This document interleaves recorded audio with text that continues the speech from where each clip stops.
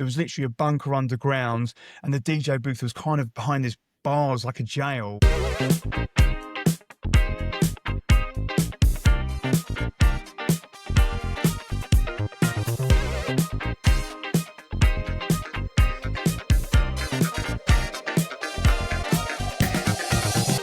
Johnny boy, it's the Groove Junction. We're back for another episode. Thank you for joining us. Thank you for dialing in. Thank you for listening. Thank you for watching. Just thank you in general. We are the Groove Junction. My name's DJ Matty F, and I'm joined alongside me, my main man himself, as always, DJ Jon Polly. I was running out of breath there. Ooh, I just breathe. Breathe, Matthew. Breathe. How you been, mate? Really good, really good, really busy, but really good. Last time I saw you, I was sitting in Spain having a gin and tonic. Now I'm back in Hertfordshire going, I want to go back to Spain. You got a little bit of a colour in your face there. Thanks, sir. I appreciate it. So the question on everybody's mind is, did it rain? Everyone's mind or just yours? Well, mine, to be fair. Okay, just let everyone know, and yourself, it didn't rain. We had no rain, not even a spit of rain out there. I'm pleased for you. Very hot. I've got tan marks where you'd expect tan marks. Oh, well, Let's just leave that one there. Let's leave it there. For our female audience. Or male, depending. Anyway, it's all good, man. It's good to be back, and we're back for another episode. 43rd episode of the Groove Junction. We're still ticking, we're still pushing, we're still out there. As always, John, we're going to find out what's been going on the Rundown, which is sponsored by Pro Mobile Magazine. The Groove Junction Rundown is sponsored by Pro Mobile Magazine, the magazine that's got it all. It's a game changer. They don't just do surface-level reviews, they dive deep with real practical insights. And the interviews? They feature some heavy hitters sharing seriously valuable advice. But it's not just about DJ gear. They cover everything. Marketing techniques, and even the latest tech trends like AI, which is super relevant right now. Honestly, if you're serious about your DJ career, you need to check them out. And here's the best part, we've got an exclusive deal just for the Groove Junction listeners. You can subscribe right now by searching Pro Mobile Magazine and hitting the subscribe button. Just use our special code, GroovePMSUB, for a 25% discount on your first year's subscription, which is 6 magazines delivered to your door. That's Pro Mobile Magazine. Don't miss out. Thank you, Pro Mobile Magazine. We are now in the Rundown. John, what have you been up to, mate? I did a surprise 40th birthday on Saturday, which was really good, actually. It was really good. 200 people in his club. Okay. Social club. Social club. So how was the party itself? Really, really good. The only downside of it, I mean, there's a lot of people. The place isn't that big. It holds 200 people. Yeah. But it was so hot on Saturday that I would say a good 60% of the crowd were outside. So although the inside was busy, it could have been even busier, but everyone was outside. It was just so hot in there. There's no aircon in this club. I think you're going to find that now as the summer months start to roll in a bit and the temperature's going up, that you are going to be playing to crowds of 0 people, because a lot of people are going to be on verandas, on balconies, or just being outside because they're just outside. It's too hot. Yeah, there's a breeze there and everything. But then, I did sort of scoot off to the toilet, and I could see people were sort of like, bopping outside. They were sort of like enjoying the music. They just weren't on the dance floor until sort of around about 10, 11 o'clock. And I mean, it finished at 1 o'clock in the morning. That's good. Still got a good 3 hours to go then. Yeah, and it did fit. The dance floor did fill up towards the towards the end, which all the families had sort of gone home, and it was left with the hardcorers. And it was good. The hardcorers, yeah, it was really good. You know the score. So you know that. A little bit of a hint of what's coming up later on in the show with our guest of the show. Anyway, any stories from your gig? Well, I got there early, as most mobile DJs do, to get a little scope of the place if you haven't been there. And I said, "Oh, look, you got a mirror ball, fantastic! I'll utilise that." She said, "It's not working." I said, "Oh, what's the matter with it?" She said, "Oh, I'll turn it on and it doesn't turn around." Now I had a look up at the box, and they've got this white netting that drapes across the ceiling. And what had happened is as the mirror ball was being turning, you got like a safety hook on there. Basically, the netting has got caught around it, and it basically just started. Honestly, it was, you turn the ball one way and it would loosen this side but tighten that side. So in the end, we had to, after about 3/4 of an hour, we ended up saying, look, we can't do it. We're just going to have to cut it. So we cut it, made it look pretty, but then, you know, so yeah, there was that. No, you know what? It was a big surprise. She had no idea. What was your song? What was your song when you first played? When you did, everyone be quiet, everyone be quiet, everyone Happy quiet. birthday. And then she streams up to the door. Door opens. Do you go boom? Said Stevie Wonder, happy birthday. It was Stevie Wonder, happy birthday. And I have to be on it. And I did say to the guy who booked me, her husband, I said, look, I don't know what your wife looks like. So what we'll do is when she comes through the door, because I'm right at the other end of the club, right? Yeah. And I said, I won't see, if I see someone come in, I'm not going to push back. I'm going to wait for you lot to give it surprise. Then I'll hit the lights and the music. And you said, well, is there any particular reason why? I went, yeah. I said, because it's happened. It hasn't happened to me, but it has happened to people in the past where someone has walked in and the DJ's gone, happy birthday, big light, and it ain't even that person's birthday. Yeah. You know, so, and it worked really well. She was surprised. Lighting was fantastic all the way around the venue. Yeah.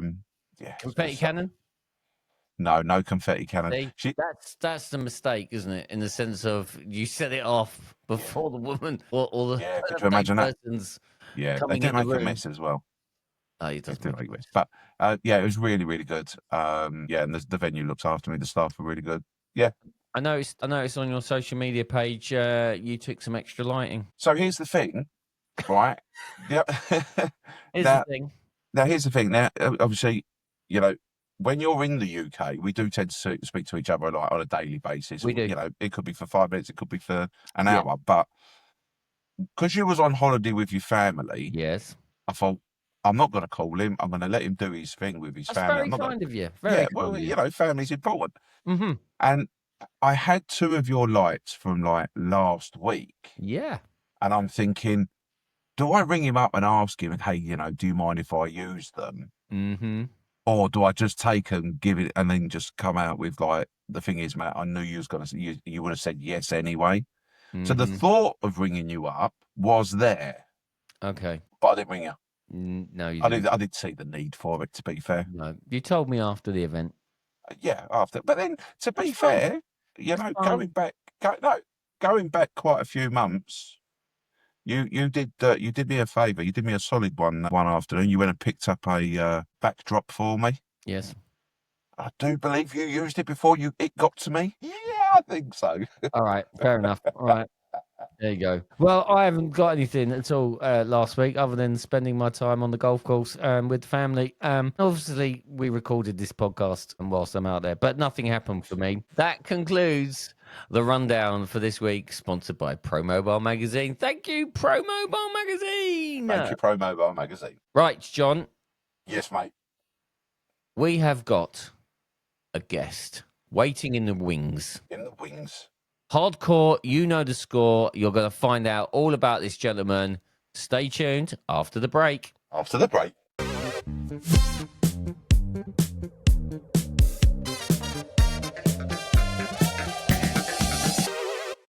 So please welcome to this week's The Groove Junction, Jay Cunningham, everyone.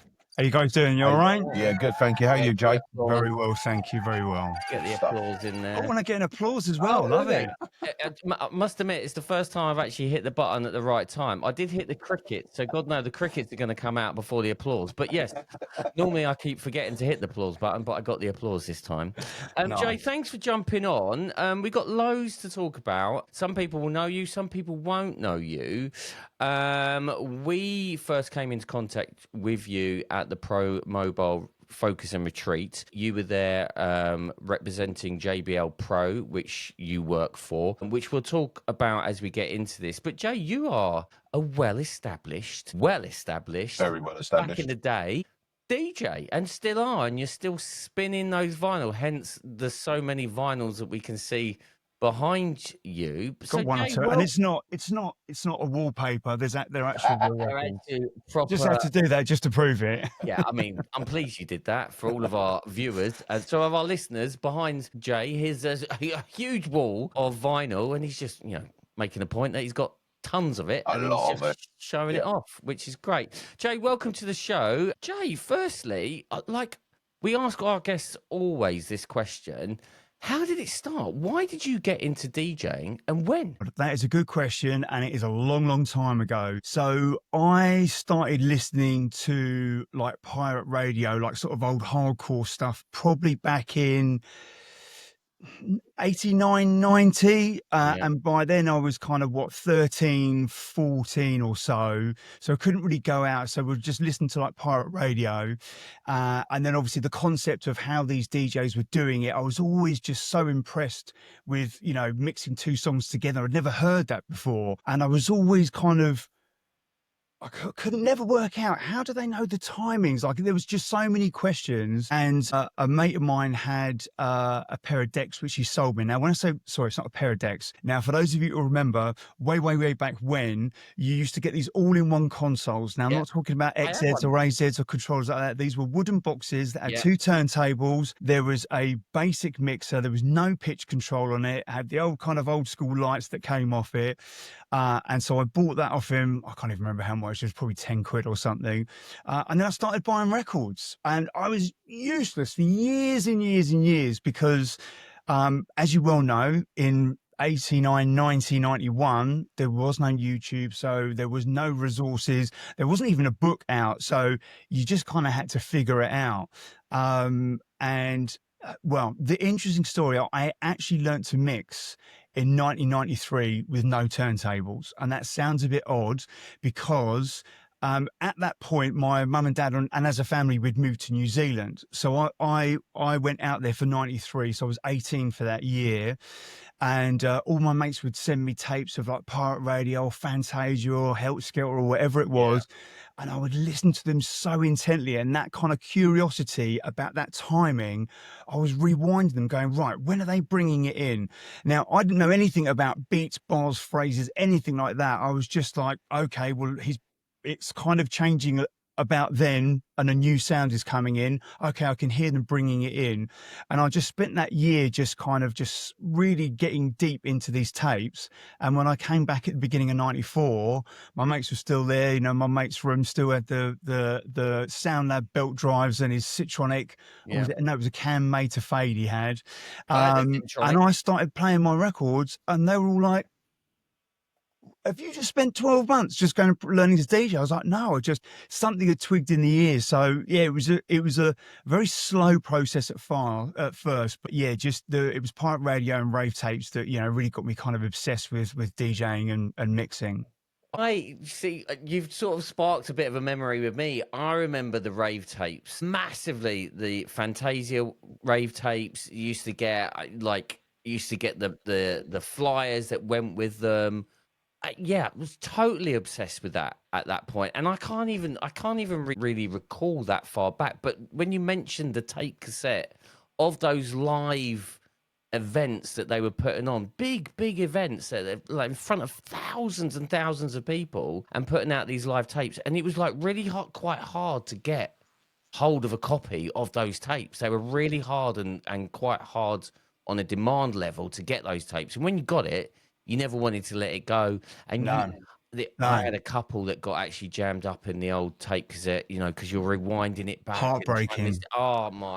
It's a killer. But yeah, you sparked a good little memory there. I remember that from back in the day when I was sort of about 15 myself. So the fact that you're talking about the Fantasias and that club scene, that energy. So your genre of music as a DJ is that speed hardcore stuff? Is that where you sit?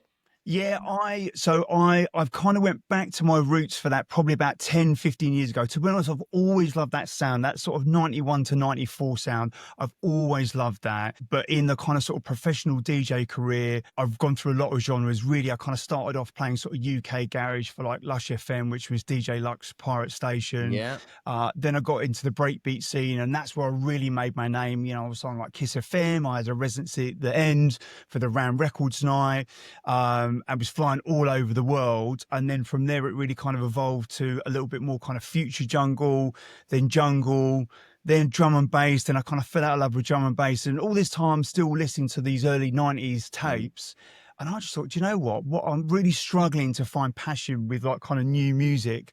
So I just kind of went back to it. And after a couple of years, what has been happening over the last, well, longer than 5 years, but probably the momentum started about 5 years ago, was that a lot of producers, new and established, have gone back into the studio and are starting to continue that sound of sort of 91 to 94, well, 95, 96 even.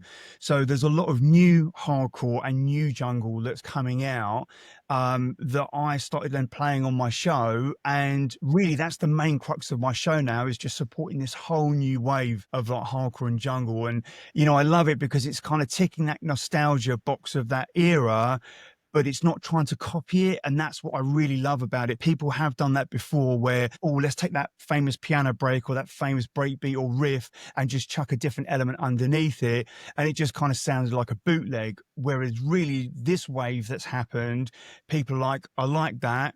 I'm going to add my own flavor to it and I'm going to push it forward. So it's kept it fresh and exciting and moving along. And it's a bit of a bonus that, you know, I'd say a good percentage of the guys that are releasing this music are still doing it on vinyl as well. So they're sort of holding true to the original art form of how music was released and getting out there. And obviously vinyl is in the last sort of 3 to 4 years has really come back in the sense of you're seeing HMV pop up again and that starting to sell vinyl back in the stores like it was. I remember when I first started on vinyl, I couldn't wait to get down to Woolworths each week to buy my 7-inch singles that had been released. That 79p they were. God, if only records were that cheap now. If only They used to they were do picture discs and 79p. everything back then, didn't they? Oh, I don't know if yeah. they still do picture discs. I don't know if they still do it now. But Yeah, Oh, they're very creative now with the vinyl releases. A lot of them are using kind of different coloured pellets. So rather than just a bundle of kind of black pellets, yeah. there might be clear ones with a few purple ones. So when they press it, you just get this mad kind of purple pattern that goes out. So yeah, there's some very creative and amazing looking records out there now. love that. So what's so you mentioned just there you've got your own show. So talk to me about what you do on that show. So, well, a quick history about the radio. Yeah. I've done a weekly radio show pretty much every week, I think since about 97. It's over 25 years. I did take a 2-year break after Kiss FM, but I did Groove Tech Radio, Breaks FM, so Ministry of Sound for a while, then Kiss FM for 4 years. Then I was on Cool FM for 11 years. Then they got sold to Rinse FM about 1.5 years, 2 years ago. And the station went off air for a year. But at the time, as well as kind of going on Cool FM, I was also starting to build up my socials. So I was doing it on Facebook and sometimes on YouTube, sometimes on Twitch.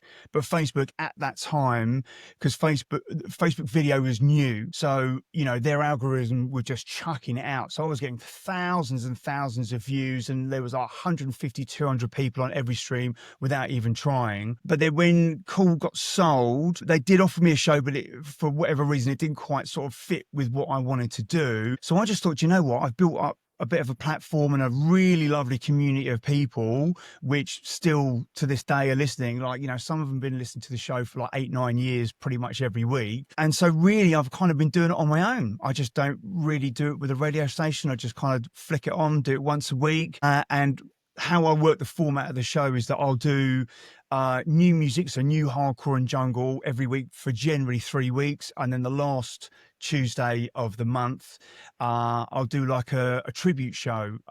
So I like to have a bit of fun with it. So I like to play vinyl with it because obviously it's just, I like to be able to kind of exercise it and also justify the cost of spending all that money on the records. But I'll do themes. So I'll pick like a night, say like Dreamscape 8, which was New Year's Eve, 31st December 1993. And I will go online and I'll research all of the tracks that were played by all of the DJs, and I will find them all in my collection, stick them in a box, think about the first record that I'm going to play, and then just whatever happens over the next 2 hours is whatever happens. But I really have a lot of fun with those. And when I first started doing them, I used to pour a lot of energy into it. I remember one of the famous ones that I did was World Dance, when they did Remember the 5th of November, which is at Wembley or Lyd Airport, one of the two. And again, I got all the DJs kind of track list together. But what I also did was I sampled MCGQ, and I took a load of him when he was just doing crowd shouts and what have you, to play a fire off as samples. But I also, because I've been super fortunate, like a lot of these guys that are in the scene that were and still are my absolute kind of heroes, I've become really good friends with a lot of them. So I'd phone them up and say, listen, record me a voice note, 1 or 2 minutes, just tell me a quick story about that night, and I just play them on there. And it was great because DJ Hype did an amazing story. I had no idea that he was going to say this, but there was one famous night where they'd let off fireworks. It was outdoor fireworks that they let off indoors, and none of the DJs knew that they were going to let them off. So Hype said he was playing there with like GQ, and both of them are kind of like East London boys. They just hear all these bangs and just think guns. They're going straight, hiding underneath the decks, and they're out. So yeah, just I really enjoy the show, and it's there's a lot of love and energy and passion goes in there, and I love the fact that I can still keep firmly rooted into my roots of what music that I loved, but there's also a lot of fresh new music that I can support within the scene, and most importantly for me, everything I've done from the record labels, the radio shows, whatever I've done, I've always really championed the underground, number one, and two, really push new talent forward. It's really important for me to give that next generation of artists a platform to play, and it's been lovely because I've had countless tracks that I've played that are unsigned that then go on to be signed and then pressed to vinyl, and you see, just it makes me so happy seeing like those great little stories. That must be such a great feeling to have. That you're getting people noticed in the industry off the back of what you've had a long journey on to get to where you are. What I want to ask the question is, how did you get into the radio thing? Because obviously you had the love of that music scene, you had the love of that music, you'd learnt it. So what was the catalyst that got you into the radio scene and pushed you to where you got to be on so many great radio stations as it was back in the day, to now some of those being at that commercial level? So what was that journey like, and how did it start? So it started off, a mate of mine, Rob, knew, so this was probably sort of like 97, 96. We had, me and my mates had done a couple of gigs, like at a place called Trinity Bar in Harrow, where you're getting paid 50 quid to DJ for like 5 hours. You got lots of free beer though, so that was always quite handy. It's about the same now, actually. It's still about the same price. Yeah, right. Yeah, but you don't get the Facebook likes either, unfortunately. No, or the drink. But yeah. Anyway, let's move on. So he had a mate that was DJing on Lush FM. So that was a UK garage pirate station that DJ Luck of Luck and Neat fame had set up. And he was like, look, just record a tape and send it in. So I did, and they were like, okay, yeah, you can start this Saturday. So I used to do 4 till 6 in the morning on Saturday mornings. It was like absolutely brutal. And I tell you, pirate radio, there's a lot of probably stories that I could tell, and probably a few stories that I couldn't tell, but you would be going into like all different, you never knew where you were going each week. It might have been a block of flats, it might have been the back of a cab station. There was one week where I don't think they had anywhere, so they actually did it at DJ Luck's mum's house, and I came in there at like 3:45 in the morning, and he'd taken the door off the bathroom, laid it flat across the kitchen, across above all the cooker and the sink, and there were just 2 turntables like kind of wobbling on this table and a mixer. And I remember just about, I don't know, 5, half 5 in the morning, I turned around and just saw like Neat just standing at his bedroom door, and he just went, and it just disappeared back in. Morning. Yeah. So I definitely got the bug for it there, even though, and you'd have to be really passionate about it if you wanted to get up at like 3 a.m. or try and stay up all night. Most of the time I just end up going to bed. And then from there, I got involved with Breaks FM, with Alex and Jody. And I ended up I just went into a record shop. I used to go to a variety of different record shops. One of them was Carbon Records down in High Street, Kensington, who did a great selection of breakbeat at the time. I saw the flyer. Me being Mr. Super Keeny, always like pursuing every option and opportunity I can. I just called him up at like 10:30 in the morning, and he's like, "Oh yeah, I just got to bed about half an hour ago." But we ended up chatting for about 2 hours. And just from there, that was a real. Pirate radio was one thing, so I was definitely very nervous doing it, and it was quite sort of shady as well. So you were always on guard, you had to bring all your records in a carrier bag, and it was all just a very sort of cloak and dagger business. But then Breaks FM, got a studio, and I actually invested into the station in the end. So I was running it with Alex and Jody. But that was when I really got to kind of craft, and I'll tell you something about me. I'm not a conscious thinker. I'm not a deep thinker in any shape or form. If something feels right, I just do it. It's really just as simple as that. So people have said, "Oh, you sound so professional on the radio all the time." He's like, "You must have had lessons of practice." I'm like, no, I've just been quite fortunate and natural. And clearly, if I enjoy something, then you end up doing more of it. And then it just kind of grew from there, really. So obviously when you start kind of getting heard on certain stations, they continue or they don't continue. I can't remember how the opportunity about ministry came about, but we did that for, me and my mate Terry Hooligan did that for a year. And then I got offered the gig at Kiss FM. Now, Tayo was the guy who used to do the Breakbeat show, and he was moving on to Radio 1. So they held interviews.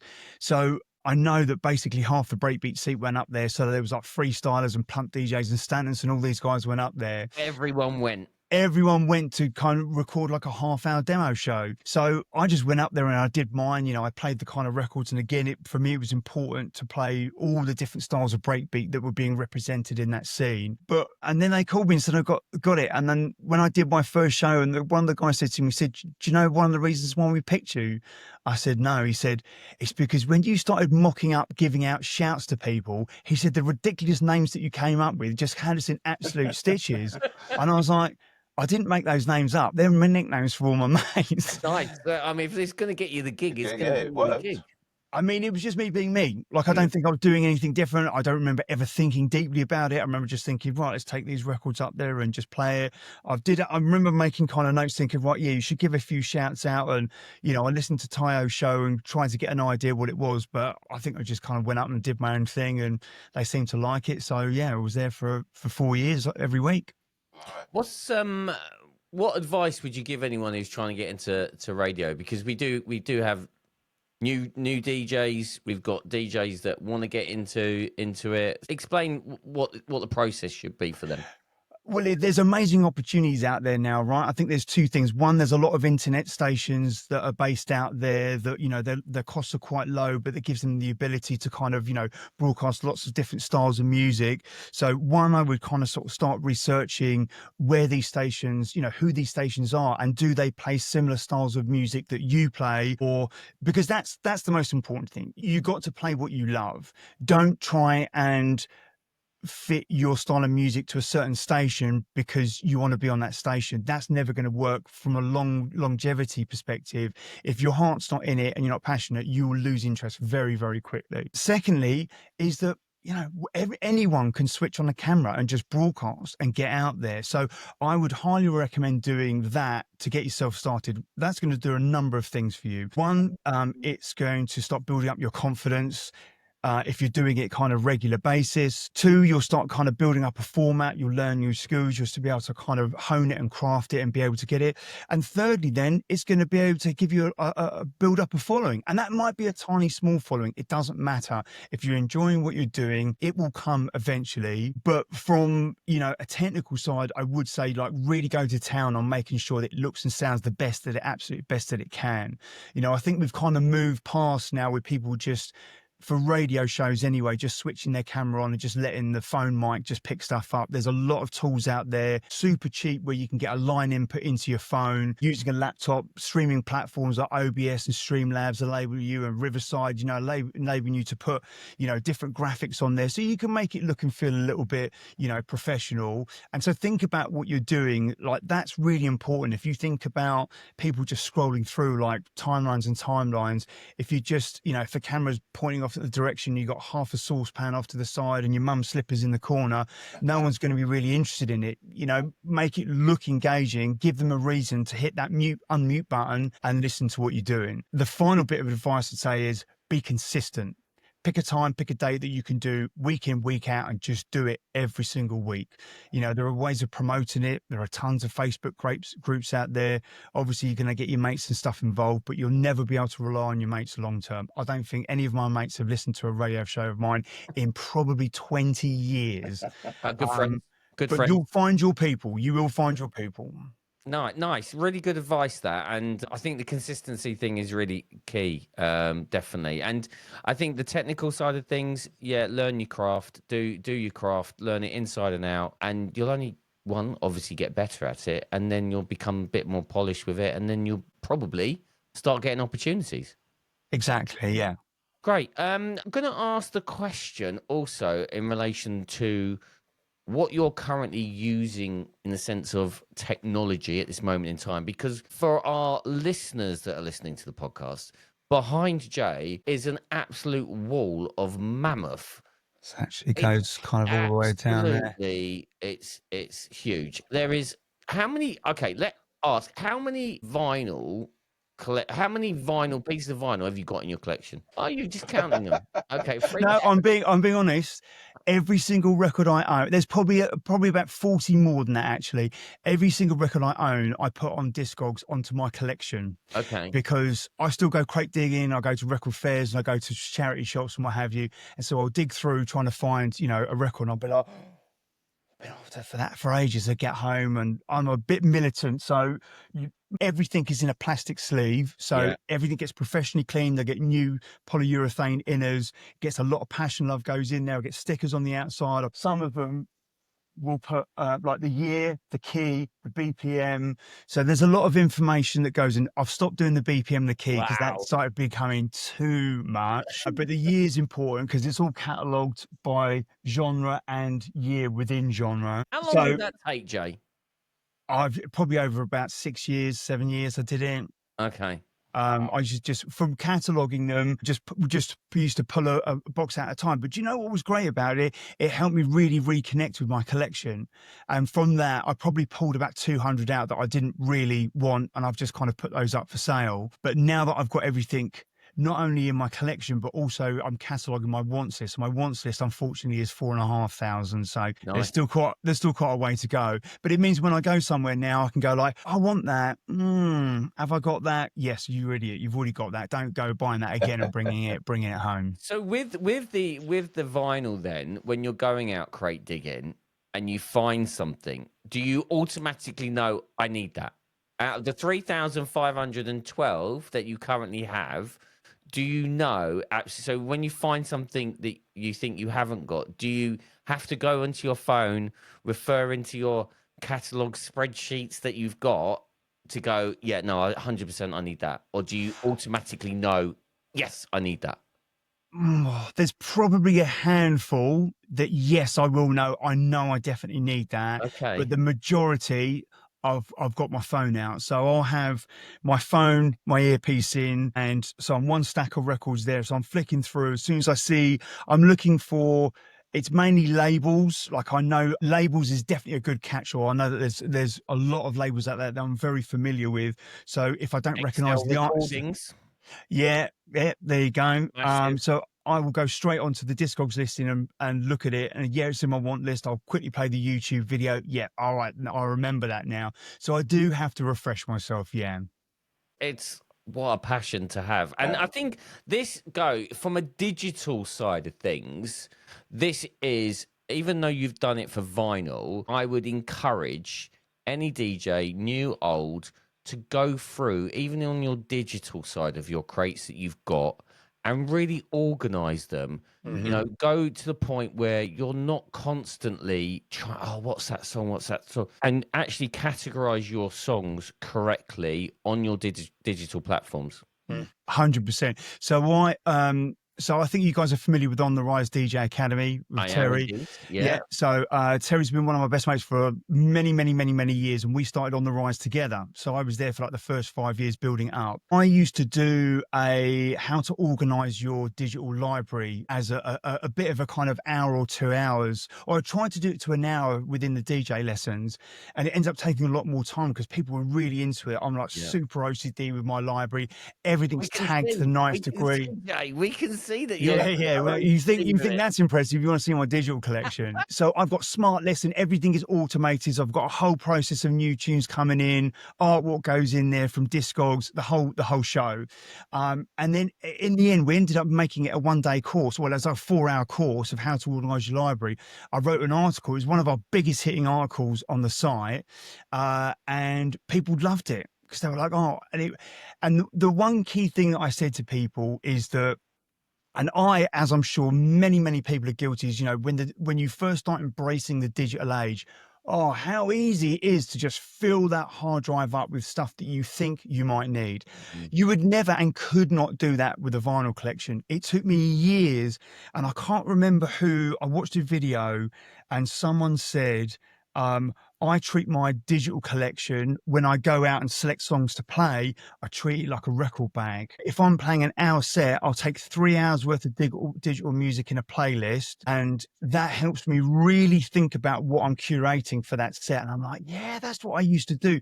Because again, when I used to play breakbeat, every record was numbered. Yeah. And then I used to take them all out, and everyone talked about this. Oh yeah, it's in the box, because they used to have the box and maybe bits went out and came out. But I came back from a gig and everything went back in its shelf, all nice and organized. Then the next gig, I would talk to DJs. You played there a couple of weeks ago. What it was like? What did they not like? What did they think? Yeah, as videos started to come in, you could get a flavor for it. So I'd really hand curate it. So now that I've adopted that again, I feel so much easier. Like I'd never ever plan a set, but my God, do I prepare for sets? And this is a huge thing for me. There was a phrase that we had. Oh God, I'm gonna have to dig it out. Something about being prepared, but the whole ethos was get the tunes that you care about, make sure the source of them is good. WAV, AIF, MP3s, 320s are absolutely fine as long as you buy them from credible sources, record pools, etc. Get them in, beat grid the living daylights out of them, put all the hot cues, the creative stuff, put everything in there in advance. Then all you need to do is when you go to your set, then it's all about the performance. If your playlists are automated into 80s bangers or, 70s lifesavers and all these different kind of subgenres and categories and scenarios that you might find yourself into, then all that hard work's done. It's like, I need to pick things up a bit. They're quite into their late 90s, like cheesy house stuff. Bang, there's the playlist. Right, great, there you go, straight in there. And it's already prepared. So all you're focusing on is that creative craft of, doing some cool mixes. Love that. Love that. Great bit of advice. Whether it's vinyl that you've got or whether it's digital, I would encourage anybody, more so for our digital listeners, I would encourage you to really go through your crates that you've got and really sort them out and get the best out of it so you can actually do what you do on your decks rather than hunting through lists and lists and lists of tracks and tracks and tracks. So that, great bit of advice. So, it's interesting. I was thinking about this the other day. So there's a lot of features like on Rekordbox and Serato and all these other platforms, like the smart filters, right? The recommended based on one key up, one key down, or within a certain BPM range. I've never, ever, ever used them or ever felt like I've needed to use them because all that hard work has been done in advance of the gig. I know where all my playlists are. I know how they're all organized. So I don't need to use any of those features. And more importantly, I kind of got a good idea what's in there. Whereas a smart filter and search will change, which, again, isn't a bad thing, right? Giving you a suggestion you might not have thought of. You might think that might work. But preparation is absolute key. Great. That's one thing I wish I'd done in lockdown is actually go through my whole digital collection and sort it all out. Because we had plenty of time back then. But I did a lot of streaming online, so that was my excuse not to sort my library out. It is a long, and arduous and sometimes very frustrating, especially if you're doing like kind of old vinyl rips or MIDI studio where the time signature is inconsistent. Those can be pretty fun. Although, you know, like Serato and Recordbox certainly have come along in leaps and bounds, and Engine as well, with like kind of not smart beat grids, dynamic beat grids. So even there's kind of slight shift in tempos that you can still kind of get a good lock on the grids. But yeah, key. What's the what hardware are you using when you're out and about? So I very rarely have to take my stuff out with me because I'm mostly playing like clubs and festivals. So they'll have the setup there. So at home, I've literally just upgraded to an AZ. I had an XZ, which I've literally just cleaned up and boxed up. My mate's going to buy that off me this week. So that's all done. So when I'm doing digital shows, I'll have that set up and I'll always have a turntable on the side. And then when I do my vinyl shows, I use a Range 70 and two 1210 Mark IIs, which I've had since 1994. Yeah. So they're 31 years old. Had them serviced once. Guess what? Every single time I turn them on, they do exactly what I need them to do, and I switch them off again. Yeah, love that. How are you getting on with the AZ? Really good. I love it. I mean, I really got into, you know, I'm very, very technical. I was teaching DJing for like 5 years across all the software platforms, all hardware. So I'm very familiar with everything. It might seem a downside that there's not that much difference, but I quite like that because actually, if it's not broke, don't fix it, right? So a lot of the XZ, the way it was and its layout, the AZ I think is a, even though they are very expensive, I feel like it's a valid upgrade. The jog wheels feels lovely, really super smooth. I like those. The mixer setting buttons, I'm absolutely in love with that because initially I didn't clock that and I was a bit like, I'm missing a few buttons here. I like it's got a little bit more room to breathe on the surface, but I'm missing a few bits because I do switch between certain sources sometimes. And then I found that mixer settings button. I was like, oh, you beauty. That is amazing. Everything I need.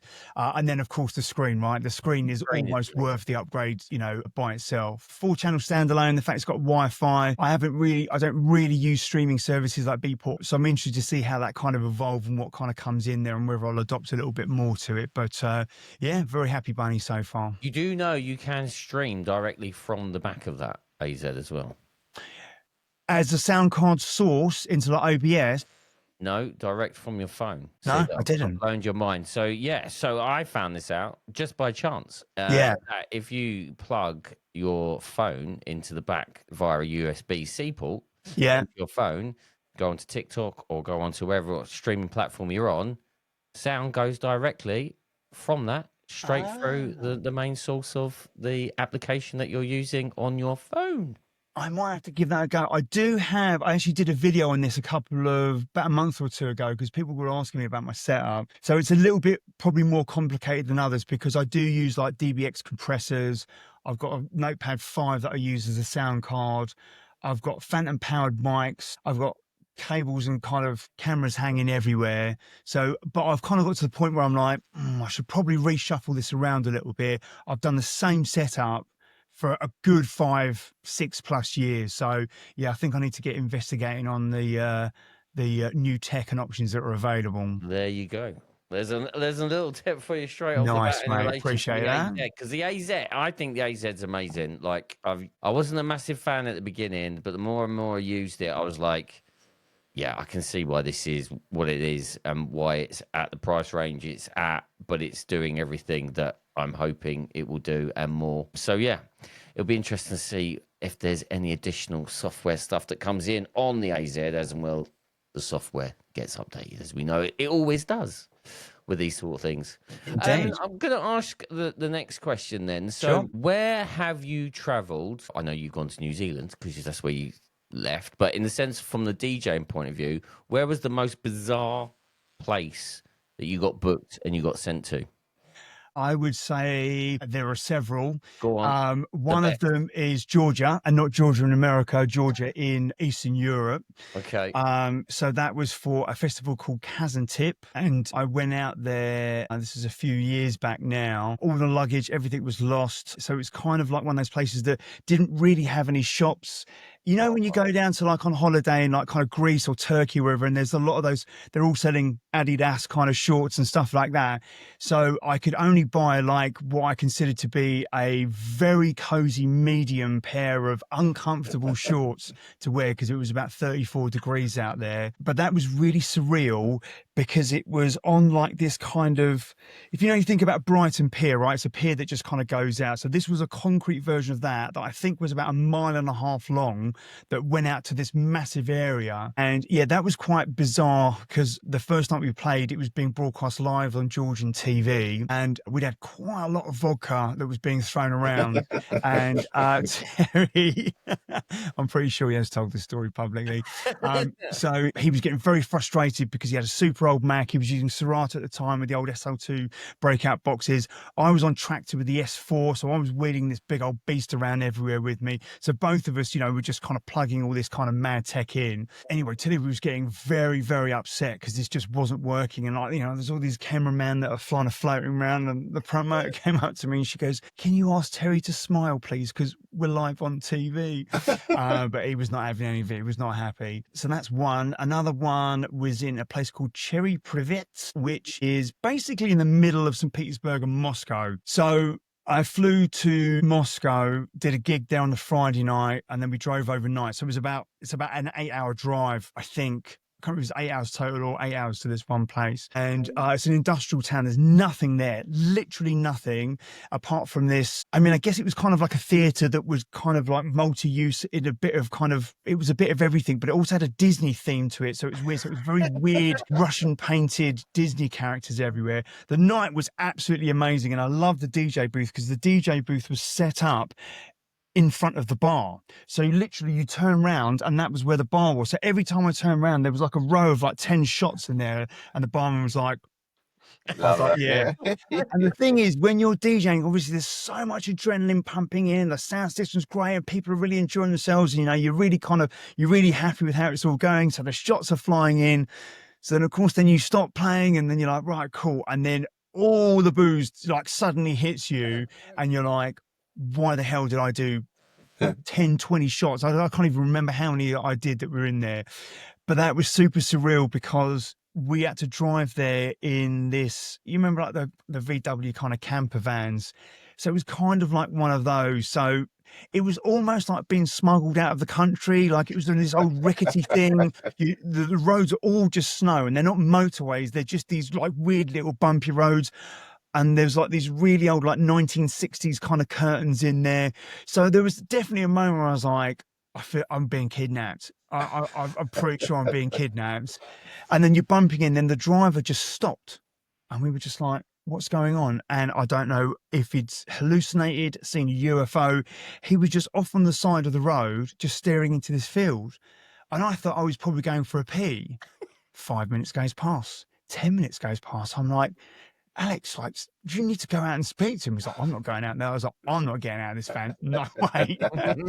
So yeah, definitely done some very, very surreal places around the world. But yeah, been super fortunate to travel everywhere from like played in Canada at the Government Club, which is a colossal club. It's like 13,000 capacity over like 8 rooms, and was there with like kind of Cole Cox and Armin van Buren and Nick Warren. That ended up being a very surreal trip because we ended up staying up all night. And then the following day we went to Niagara Falls and I hadn't slept for like 36 hours, jet lagged out of my mind. So that was quite surreal. I don't really remember much of that. Thankfully, someone had sent me this really grainy video that you could take in 2003. Oh yeah, I remember it. Yeah, I remember it now. Yeah. Yeah. And I've done loads in Russia. So I was a resident in Russia in St. Petersburg for, I don't know, probably 8-10 years. They're a tunnel club. It's an amazing club. There was literally a bunker underground and the DJ booth was kind of behind this bars like a jail. So you had this bit area and then people would just run up to the bars and you just absolute chaos. But we used to do great events there. Like I played we played the second room at World of Drum and Bass there, and that was, I think, 5,500-6,000 people. Like the main room was like 9,000-10,000 people. It was like absolute bonkers. Done lots around Eastern Europe, like Georgia, Riga, Latvia, Finland, of course, like France, Germany, Spain, Portugal. You know, loads around Europe and Western Europe. did America as well. So played in Chicago. That was actually my first. Well, actually, no, my first gig abroad, tell a lie, was Amsterdam, and obviously I was absolutely bricking it because never been abroad and super scary, and I was traveling by myself. So when I got the address, and this is before Google Maps and all that, so I'd got the address and got off the airport onto the train, got out into Amsterdam Central. Came out, I was like, right, this looks like the road. So I followed it. I was like, no, it's just restaurant. Okay, fine, I'll come back again. I was like, no, and found someone. I said, oh, can you help me find this address in this venue? And there's like, that's it, it's the middle restaurant. So I was like, all right, maybe there's like an underground kind of club bit going on there. Great. So I go in there and I was like, oh, like, is the blah, blah club? He's like, yeah, this is it. Come in, sit down. He ushered me into the middle of the restaurant, sat me down on a chair and gave me a menu and said, like, what do you want to eat? I was like, okay, like, I'll have some food. So I'm just kind of sitting there drinking a nice glass of red wine, still thinking, I don't know what the hell's going on. I don't know where I'm supposed to be going or what's happening. This bell rings. And then everyone just jumps up out of their chairs and moves out the way. About 14 people came charging in the middle, grabbed all these tables and chairs. And the guy come up to me, he said, quick, like, you got to start. Everyone's going to want to start dancing now. I'm like, where's the decks? Like, where am I playing? He's like, up there. So against the wall, facing the wall, were 2 turntables and a mixer. And you had this mirror at a 45-degree angle that you could basically, while you're DJing, you're looking at this mirror behind you to see what's going on the dance floor. And I was like, I've just had a massive steak and like 3 glasses of red wine. I'm like, I don't know how you lot even want to dance. And they actually went mad for it. They loved it. It was, super, super, super surreal. So yeah, I've had a lot of good fun times and journeys on there. Of course, I played all over the UK and Scotland and Ireland and what have you. Ireland was a fun one. Had to pretend to be a Protestant, which the promoter didn't tell me until I landed. He went, listen, didn't tell you this before because I didn't want you to freak out and not get on the plane. But I told my mum that you're a Protestant and you cannot tell her anything otherwise. I'm like, okay. We'll do that then, shall we? Yeah, we'll stick with that routine. Yeah. So I've had some good fun times. I've been super fortunate to kind of play all over the place. So yeah, been a good journey. Not quite finished with it yet, but I don't do the stuff abroad as much now. I kind of get wheeled out once or twice a year to go and play Spain, play like a retro set because the breakbeat scene there is still absolutely huge. Is it? I mean, I think the smallest parties you're playing are really 2,000-3,000 people. We played probably the biggest one. Me and Terry used to do this 7 decks and effects show where I had 4 decks, he had 3 decks, he was scratching, we were doing loops. Matt used to come along to some of them and do like kind of effects and stuff. And we had an MC and a beatboxer. And we did this festival called Aspiring. And like, just to kind of put it in context, like AC/DC were there and the Wailers on the main stage. So we were playing, I think, 4 in. So the parties go on till crazy. Like it kicks off at like 3, 4 in. That's like the equivalent to on midnight, basically. And I was like, I can't even see how many. I think there must be like 10,000 people out there. So anyway, we were there for the whole night, and about an hour before, they'd closed the main stage. So I don't know what, 15, 20, 30, 50,000 people. I have no idea. All these people started coming round, and all you could see was this wave of people just getting bigger and bigger. And I was like, Terry, man, that is a lot. I can't even see the end of it. And it was great fun. But Spain, I've got a lot of love for Spain. I've been out there many, many, many times. All around Andalusia, they know how to have a party. That's I was going to say, what's in the sense of the vibe from people that are coming to those events? What can you actually pinpoint and go, this is where I feel the most comfortable? Well, that can fluctuate depending on where you go. I definitely felt safe. I've always been looked after. I've always been with good agencies out there that have really looked after me. Satisfaction was the guys we used to play for before, and most people haven't heard of them, but they were the equivalent of what Ministry of Sound were here in the 90s. Like, they were huge, everything, compilations, massive, massive events. They used to do them in Formula One circuits. Like, it was just bonkers what they did. But talking about feeling safe, so this is one of the Satisfaction gigs. He'd just bought an open-air club. And when I say open-air club, this was like a probably 1,600 capacity club. It was humongous, all on just one floor, like multi-tiered levels with just no roof on it. So I played the 6 till 7 o'clock in the morning set. So that's like the coveted set, like the last set. But he said to me, listen, whatever you do, do not be seen turning that record off at the end. He said, just walk away, like the bouncer will have to do it. He's like, they don't understand the concept of start and end times. It's we're partying or we're not partying, and that's it. It's just a simple on-off button. So I played Prodigy Outer Space. It was a kind of a classic of mine that I would play as most of my last tunes in Spain. I had it on a 7-inch XL recordings label. I wish I'd never got rid of it. But go on anyway. It breaks my heart every time I hear this. Do you know what? You can still. The fortunate thing is with those types of records, because there were so many were pressed, you will get them for an actually all right price. So sorry, continue. Yeah, no worries. No. So it's a very charged electric environment. Like they are super energetic and got a lot of buzz. So it was bizarre because it was like a huge stage. Then there was this kind of like metal railings and then the crowd. So I was like really far away, which I really don't like, but I'll often kind of come down and high-fiving people. So I put the last record on, came down. Two guys, literally, one of them grabbed each of my arms and lifted me complete off my feet and just started dragging me into the crowd. Two bouncers came from nowhere and grabbed either of my legs and kind of pulled me down. And I was like, no, that's all right. Like I'll go in there. We'll have a bit of fun or what have you. So anyway, I'm there, and the other security guys walked up to the record and he said, I'm like, just give him the thumbs up. Play total idiot. Yeah, completely ignorant. You carry on. Anyway, he turned it off, and it was like a scene from Dusk Till Dawn. Everyone just went. Next thing you know, glasses, bottles, ice cubes are all being. I mean, I say glass. Actually, it was like all plastic cups. All the plastic cups, ice cubes. Just this guy got absolutely pelted, and I was like, that's now I see. I'll wait for that to calm down before I'm going and get my record bag and disappear out the back door. On your hands and knees, going out. I'm not going back out there. Wow. Okay. Oh, amazing stories. I just want to, because we're coming up pretty much to the end. I just want to ask the question about what you got coming up, because obviously you've done so much in your career, from live stuff, for radio stuff, pirate stuff. Like, at some point you've got to slow down, Jay. I mean, I did slow down a fair bit, actually, because at the point before my son was born, he's 12.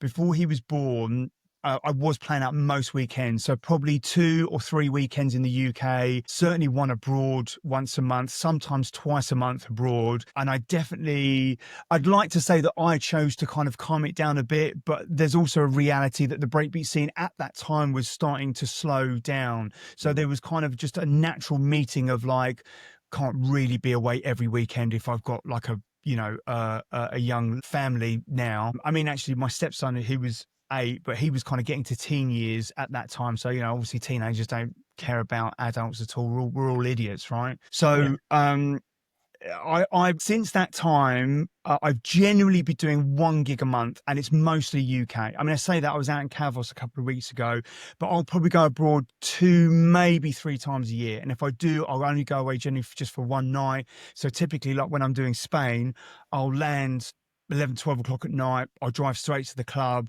I'll play 2 till 3, 5 till 6 or whatever. If there's time, I'll have a shower and maybe a half hour keep in the hotel, and then I'm back on the car on the plane and home by late lunchtime. So yeah, there's definitely an element of it kind of slowing down, but there's a lot of good stuff coming up. I'm taking a lot of boyhood dreams at the moment. As I said earlier, I've become really good friends with a lot of these guys, like kind of like LSD and Billy Bunter and Slipmatt, Ray Keith and Hype and Mickey Finn, and all these guys that and I still really put these guys up on a pedestal. But now I'm starting to get asked to play at these nights. So these nights that were all super prolific back in the day, like kind of Labyrinth and Fantasia and Stearns and all these events, they're coming back round, and some of them have been for quite a number of years. So I'm getting to play at some of those over the next few months, and it's just surreal, honestly. Like, I did a set in Corfu, which was a Top Buzz tribute set, and sadly Jason Kay from Top Buzz passed away a few years back, but his partner Mad P, the MC, still does stuff.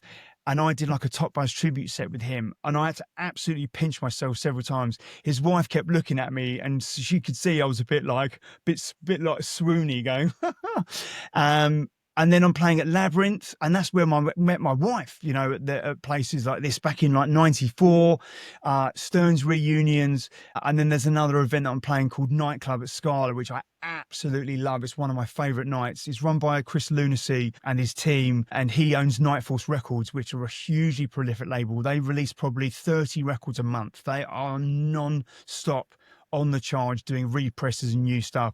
So he does that at the Scala, and that, you know, without even trying, it's the closest I've ever felt to, you know, what that vibe was like back in the day. And you'll never recreate it, right? It was what it was. Now is when now's now, but it's pretty goddamn close. So yeah, super exciting gigs coming up. I've got some exciting news on the radio front, but not quite ready to let the cat out of the bag on that one. Oh, okay, that's fine. You know, that's good that there's definitely stuff happening. You dropped a few big names there.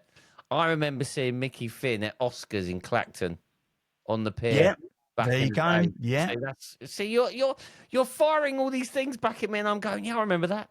I remember that person. So I know we've got to wrap things up. So at my wedding, so I got married in 2008. At my wedding, I had LSD, Freestylers, Crafty Cuts, Terry under Atomic Hooligan, and my God, I forgot the name of it.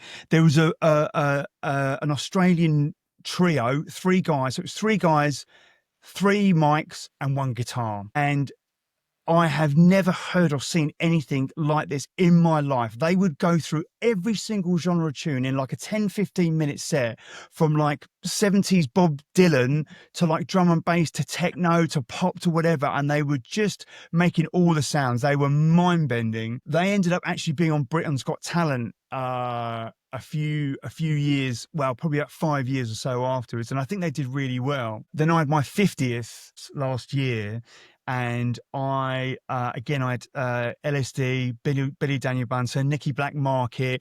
Mickey Finn was supposed to play, but unfortunately he had to drop out at the last minute. I had Mad P on the mic. So I've been fortunate enough to kind of drag all these guys into my personal celebrations as well. Love that. Love that. I want to talk about, because we've sort of gone a little bit full circle, but I want to talk about how our paths crossed, really, and that was to do with the Pro Mobile stuff and JBL. So you currently work for JBL Pro. What are you doing with JBL Pro at this moment in time? Good question. Just a quick. So I work. Basically, I'm employed by Harman. So Harman Professional Industries owns JBL Professional, but they also own Martin Lighting, AKG, DBX, Lexicon, Soundcraft. There's a whole host of brands that sit under the Pro banner. JBL Consumer, which are like the Bluetooth speakers and headphones, they're actually a separate entity to JBL Pro. So my role is like the retail marketing lead. So my interests are for a specific subset of the JBL Pro portfolio, because the best way that I kind of came to the conclusion quite quickly was when explaining JBL is that JBL literally makes a speaker for everything, from a portable battery-operated solution to a curved speaker with a 12-inch kind of horn that sticks out that's designed specifically for underground tunnels, curve-shaped tunnels, all the way up to kitting up like, well, all of Tottenham Stadium, all of Twickenham Stadium, Ibiza Rocks. So literally from club to tunnel, from DJ to whatever, bands, they're all in there. So I've been working on a really exciting project, and it's something that I've kind of been laying foundations since I joined a couple of years ago, was to start kind of getting back more involved with the DJ community. You know, it's definitely something that I felt was really important that JBL be a part of that story. I've known and been involved in the mobile community for many, many years, because prior to this I used to work in music.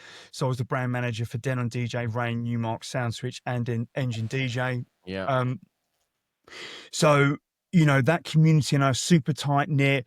They're very technical. You know, they understand it. They obviously, you know, buy all their own equipment to be able to provide all these services for weddings, events, corporates, whatever it may be. So I've been working on and devising like a campaign, you know, towards the end of last year that kind of kicked off a few months ago. But essentially the goal is to reestablish JBL and reconnect back with the DJ community. And part of that is doing events like Mobile Retreat. Part of it is hosting our own events. Part of that is being involved in events like, you know, like BPM and We DJ.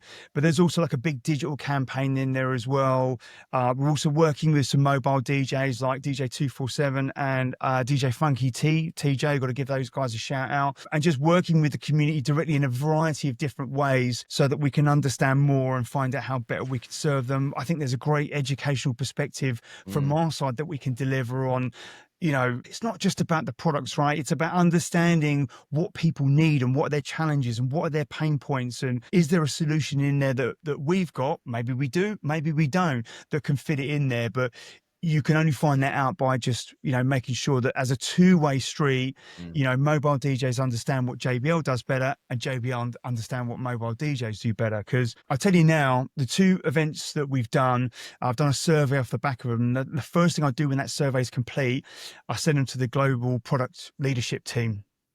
And they absolutely lap it up. Within 45 minutes, I've got several emails back from them and they've absolutely ripped it to shreds in the sense that they've read every single line after line, and analysed it because they just are so hungry to hear what this community is about. And I don't think, you know, when people see big companies, they just seem this kind of big, huge mountain. It's like, oh, even if I threw a stone at that, that's not even going to make a dent. But the reality is, certainly where I am now for JBL, there's a real hunger and a thirst to understand the community and what works, what doesn't work, and do they want why? And, should we build in, you know, should we really investigate building in further a microphone, a receiver, transmitter into one of our speakers? We know we've got loads of challenges with that. So all of those conversations that happened throughout that event and the feedback, the guys have absolutely loved it, been super happy with it. They want more now.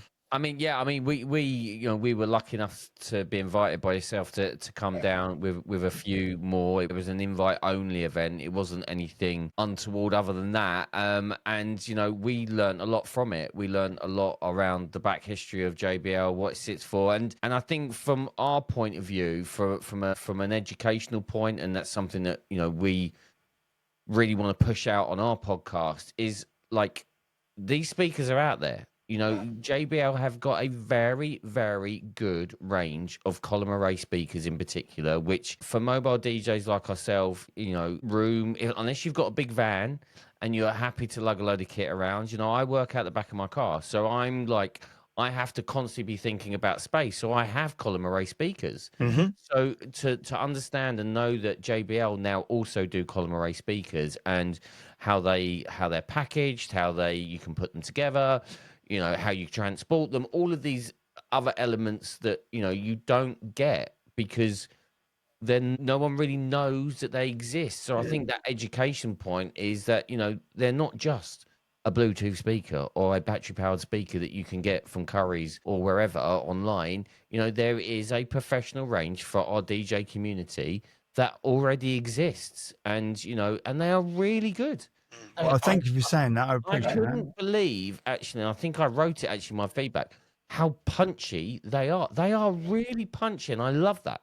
You got to have a really good punchy sub, and which then complements the mids and the tops. You know, it was all there for me, and it, you know, I was blown away by the event, and even the event you did prior to the invite only event when you were at Pro Mobile, and it was talking about positioning of speakers. Yeah. You know, from a mobile point of view, we are very much in this social media bubble of, right, my setup needs to look like this. I need my speakers pointing all the same. Everything needs to be at the right distance away from this and away from that, so it all looks great on social media and pictures and etc. etc.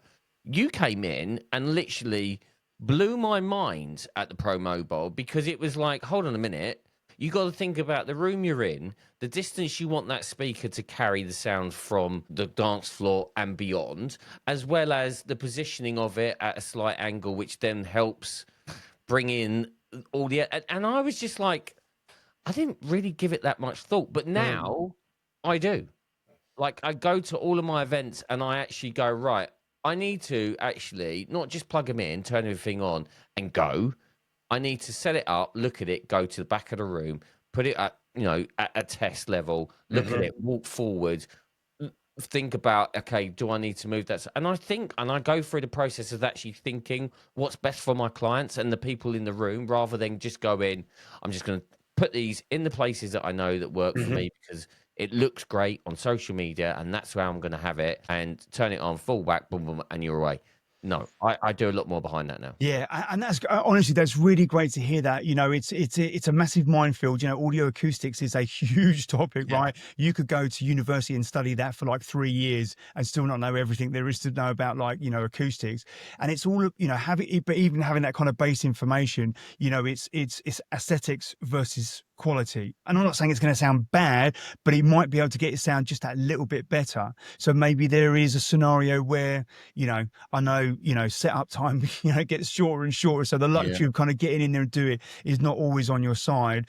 But maybe there's an opportunity to try to go to a venue that maybe you know a venue for the day. Say, listen, can I just bring my rig down for the day? I just want to have a play around with it. I just want to put them in, reverse them, want to try them in different ways and really get to say, that does sound, or it might be, that sounds a little bit better, but not enough for me to kind of ruin it. Because I get it, you know, and everyone gets it. There's, you know, it's a wedding, you know, there's also a kind of visual element to it, the social media, the wedding pictures that you also have to think about as well. So, but, you know, good to hear that just that little bit of knowledge, just you know, just help, you know, just give you more options. Very good. It was Definitely, very good. it definitely did, 100% for me. And, you know, I'm definitely on the page of looking at JBL as definitely an option going forward from my point of view, for my setups. I think probably you hearing that for the first time, and we've never had this conversation since, but hearing that, you could probably go, actually, that's perfect. That's exactly what we wanted out of our event. Do you know what? I think that if I was to kind of define the campaign that we're doing, it's to be in the conversation, to be 100%. a consideration. There's no forceful tactics. You've got to buy a product. You've got to do this. That doesn't work. You know, No. an educational, informative, you know, inspiring way of kind of connecting with people, and then getting them to listen to it. As long as you're a consideration, great. We've walked back into the conversation again. 100%. Brilliant. And I didn't even know they existed. And I think from a JBL point of view, that's something that obviously you need to take away, and that gets discussed at a much higher level. But, you know, we've been in the mobile game for a very long time, and I never even considered that they were. I wish I'd known about it before, because I say last weekend, we spoke on last week's podcast, I had a singer and a sax player, but I've only got one spare mic input on my controller. So the you know, whereas your JBL range, 7 channels, mate. Exactly. Yeah. I wish I'd known about them sooner, to be fair. But yeah, there you go. No, as well. Now you know them now. That's the important thing, right? That's the thing. That is the thing.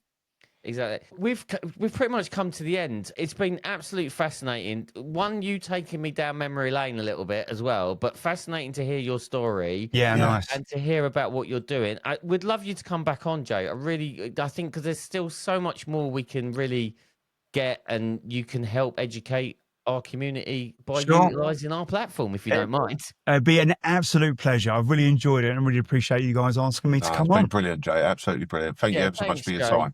Yeah, appreciate it, mate. Take care now. Nice one, guys. Thank you.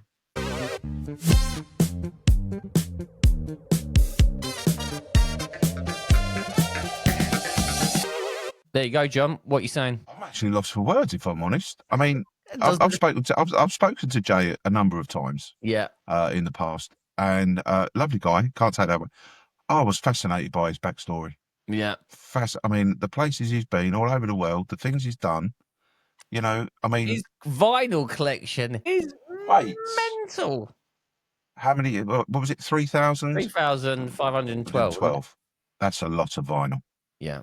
And he's catalogued a lot of it. Crazy. And the thing is, he clearly knows his music. Loves it. And I think what was important, one of the things I did take away from what he was saying is, and you can kind of relate it to mobile DJs.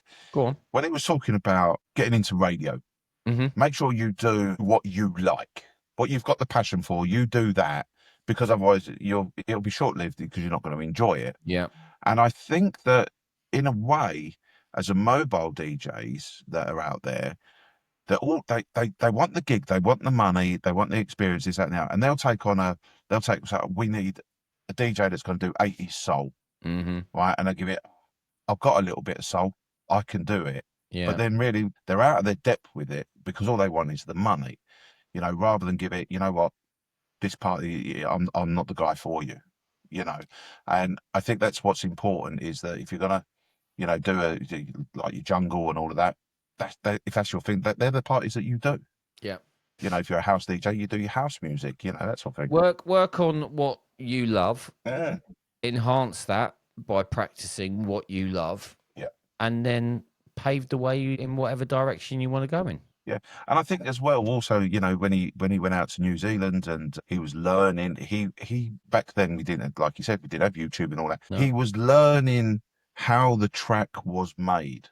Yeah. He realised, oh, hang on a minute, after such and such amount of time, or so many bars or beats or whatever, something changes, and so he got a very good understanding of the music that he liked, which put him to where he is now. And I think that's what, you know.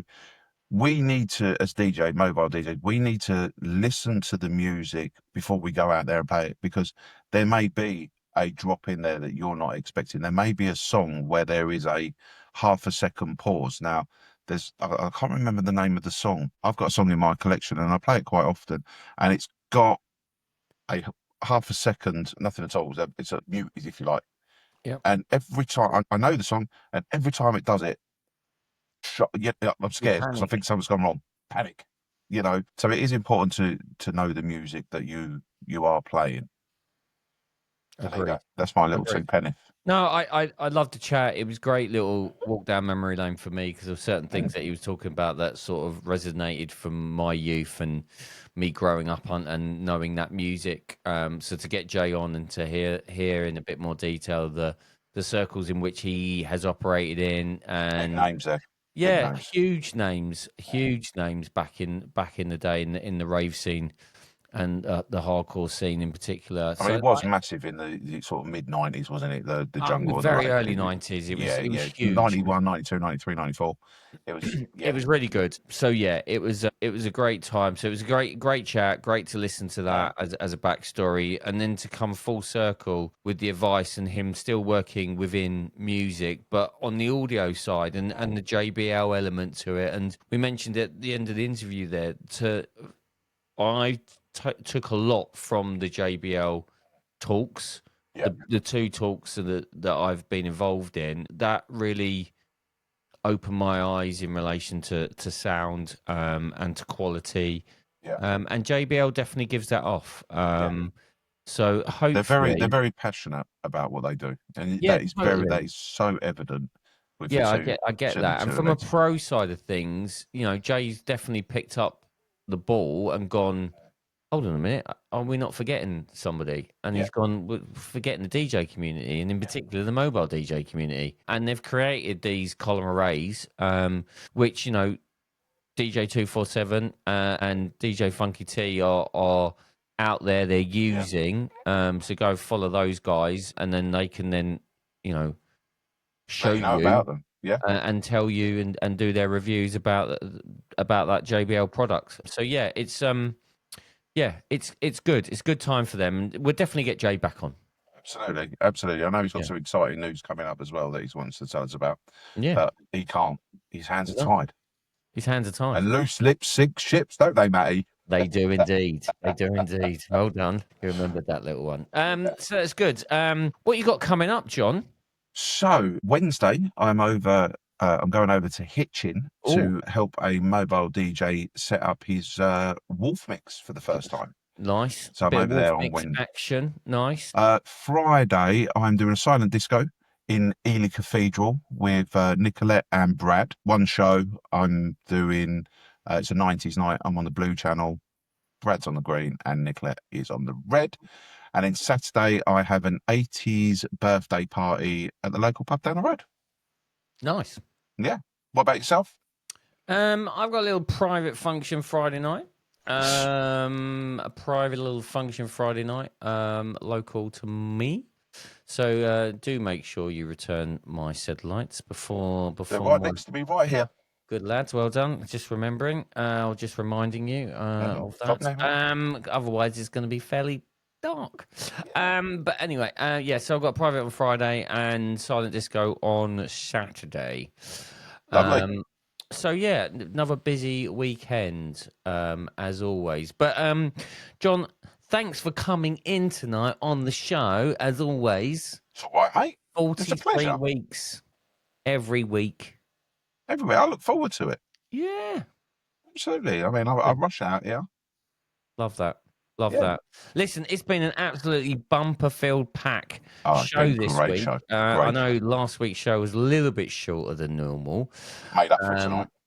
But we've definitely made up for it tonight. So thank you for listening, as always. And as always, the podcast drops every Friday, 10 a.m. UK time on all your podcast providers. And you can go and watch it on Spotify and also on YouTube if you want to have a look at these wonderful stud muffins of DJ fine specimens that we are. There you go. Just throw that back in. They can only see from the chest up, to be fair. They can, absolutely. And if you don't want to have a look, I wouldn't bother. You ain't missing nothing. You ain't missing much. So there you go.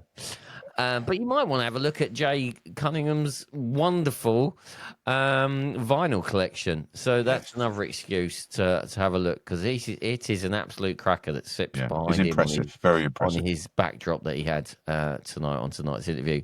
Thanks, Jay, for coming on. Really, really appreciate it. And no doubt we'll get him back on. But thank you for listening. As always, have a great week, everyone. We will be back next week, same time, same place. John, Be safe, be lucky. take care, everyone. See you Take later. care. Ta-da.